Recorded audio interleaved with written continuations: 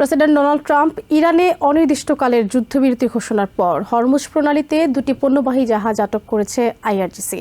সামুদ্রিক আইন লঙ্ঘনের অভিযোগে পানামার ও লাইবেরিয়ার পতাকাবাহী জাহাজ দুটিকে ইরানের জলসীমায় নিয়ে যাওয়া হয়েছে।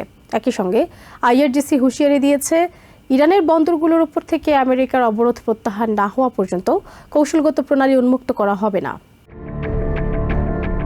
প্রেসিডেন্ট ডোনাল্ড ট্রাম্প অনির্দিষ্টকালের জন্য যুদ্ধবিরতি ঘোষণার পর হরমুজ প্রণালীতে সামুদ্রিক আইন লঙ্ঘনের অভিযোগে দুটি পণ্যবাহী জাহাজ আটক করেছে ইরান। ইরানের ইসলামিক রেভলিউশনারি গার্ড কোর আইআরজিসির নৌশাখা এই অভিযানের নেতৃত্ব দেয়। আটককৃত জাহাজ দুটির নাম এমএসসি ফ্রান্সেসকা এবং এপামিনোন্ডাস।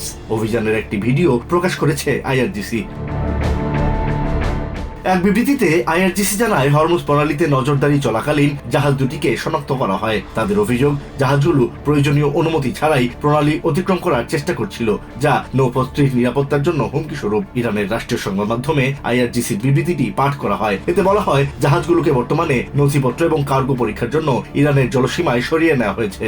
একই সঙ্গে হরমুজ প্রণালীতে নিরাপদ যাতায়াতে বিঘ্ন ঘটলে তারা কঠোর ব্যবস্থা নেওয়া অব্যাহত রাখবে বলে হুঁশিয়ারি দিয়েছে আইআরজিসি। متخلفین برخورد قاطع و قانونی انجام می‌پذیرد. পানামার পতাকাবাহী এমএসসি ফ্রান্সেসকা জাহাজে 4 জন নাবিক রয়েছেন বলে নিশ্চিত করেছেন দেশটির সামুদ্রিক বিষয়ক মন্ত্রী। অন্যদিকে গ্রিক কোম্পানি টেকনোমার শিপিং পরিচালিত লাইবেরিয়ার পতাকাবাহী এপামিনোন্ডাস জাহাজে ইউক্রেন ও ফিলিপিন্সের 21 জন ক্রু রয়েছেন। United kingdom maritime trade operations এবং মেরিটাইম ইন্টেলিজেন্স ফার্ম ভ্যানগার্ডের তথ্য অনুযায়ী জব্দের আগে আইআরজিসির হামলার শিকার হয় জাহাজ দুটি। এছাড়া ইউফোরিয়া নামের আরেকটি জাহাজ হামলার শিকার হওয়ার কথা জানিয়েছে। প্রেসিডেন্ট ট্রাম্প যুদ্ধবিরতির মেয়াদ বাড়ানোর ঘোষণা দিলেও সমুদ্রপথে ইরানের ওপর অব্যাহত অবরোধ জলদস্যুতা হিসেবে আখ্যায়িত করেছে ইরান। আইআরজিসি স্পষ্টভাবে জানিয়ে দিয়েছে, আমেরিকা ইরানের বন্দরগুলোর ওপর থেকে অবরোধ প্রত্যাহার না করা পর্যন্ত কৌশলগত এই নৌপথটি উন্মুক্ত করা হবে না।